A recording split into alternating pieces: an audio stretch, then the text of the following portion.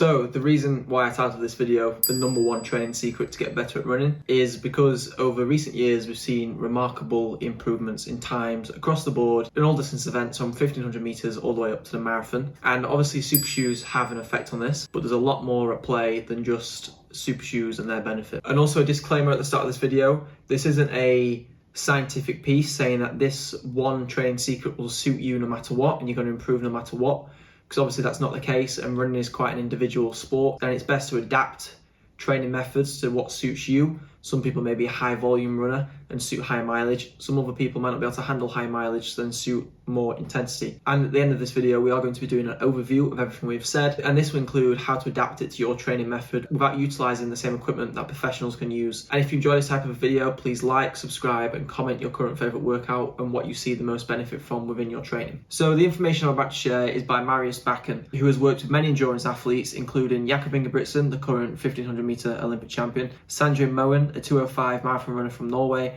and Kristian blummenfelts, who is the current Olympic triathlon champion. So the main question is, what is this training secret?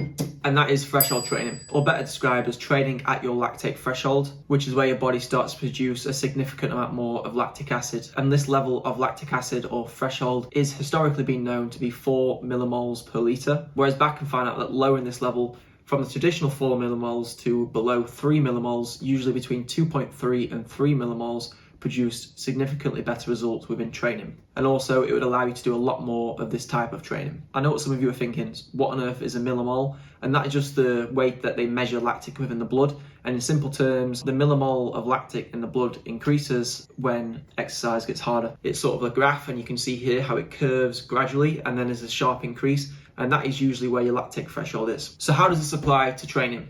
And you can break it down into two parts of threshold training. One is shorter reps, and for the shorter threshold work, it's ideal to stay at around threshold or maybe even slightly above. So let's say 2.6 to 3.2 millimoles. We are going to be using the term millimoles now, and at the end you can see ways in which you can change that, where you don't have to track your millimoles. These shorter threshold reps will be usually between 45 seconds and a minute, and you generally have 30 seconds to a minute's rest. Longer threshold intervals should be floating just below this lactate threshold, and we would say that that's probably between 2 millimoles and 2.6 millimoles. Again, everyone is slightly different, and also if you don't have something to track the millimoles, you can't get that exact anyway. So threshold training is quite a common thing, so here's where the real secret comes in, and that is clustering or blocking threshold training. Bakken started doing this by testing how much threshold he could fit within a training cycle or within a given week. After a while, Bakken started blocking threshold training, where he did multiple sessions within one day. This would usually be twice a week, so you'd have 2 days of 2 threshold sessions, equaling 4 threshold sessions within the week. In the mornings, it would generally be longer intervals,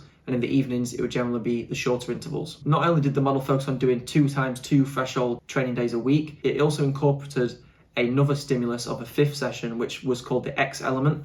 And if you follow the Ingebrigtsen's training, that is when they do their hill sessions. And that is to provide a different training stimuli, as well as working on the mechanical side of speed. So looking at this training week as an example, you can see a Norwegian distance runner, and we're going to break down the full week now. So on Monday, it was an easy run of 15K and 12K, a double. On Tuesday, it was double threshold day, as mentioned, and strength work. On Wednesday, it was an easy 16-kilometer run, and then an easy 10-kilometer run. On Thursday, it was double threshold. Friday, easy 15 kilometers, and then an easy 9 kilometers plus strength. Saturday is when the X element hill session comes in, plus 10 kilometers of easy running. And then Sunday is 21 kilometers of easy running.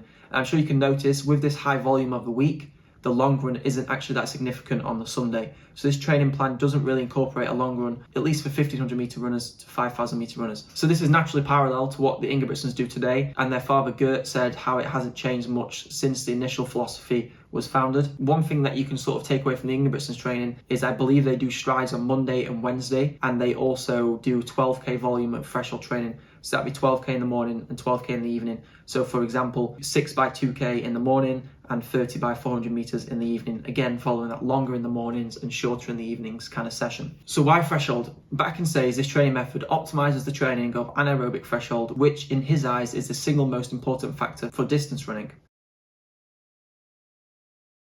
Using a lactic measurer like the pros, This is the most accurate way to do it, and you can get instant results, and you can also tell exactly what intensity you are working at. These can be expensive. I'm going to leave the best value for money ones in the description if you do want to get them from Amazon. Secondly, having a lactate threshold test. So these are generally cheaper than buying the equipment, but it also doesn't give you live results. So what you do is you go into a lab and you get the results from the test, and it measures different concentration of lactic in the body whilst you're running at different speeds. And also you measure your heart rate during this time. And that's the key takeaway. As you get fitter, your threshold paces should change, but generally speaking, your heart rate at those paces should remain similar. And that way you can see what your heart rate was when you did the test and keep the heart rate range similar as you progress and get fitter. This isn't as accurate, but I found that this is the second best way to do it after having the lactate meter. And thirdly, I would suggest using the Tin Man training calculator. This is where you put your race time in and it calculates all your training paces. Even though this calculator uses the 4 millimoles of lactic method, so I would suggest if you do use the Tin Man training calculator, I would slow the pace down slightly, purely because that is based off the traditional threshold model, which is 4 millimoles of lactate and not 2 to 3 millimoles of lactate. So that is a general overview of threshold training and why it is so important and why it's sort of taken over the running world. And as you can probably tell, any pros you see now, and I'm talking literally, you could go to any training camp in the world and probably see them doing this type of training. There's very few cases where this isn't a common training method now. And as you can see, the Scandinavian youngsters from Denmark, Norway are running so fast. And that's because they're following this training method. And I guess that's generally inspired from the Ingebrigtsen's success, which is the main, I guess, proof of concept from Marius Bakken's training. And whilst you're here, we did do a video on someone getting their lactic threshold tested. So if you are intrigued at how this concept works and want to go and watch it, you can watch that video there now.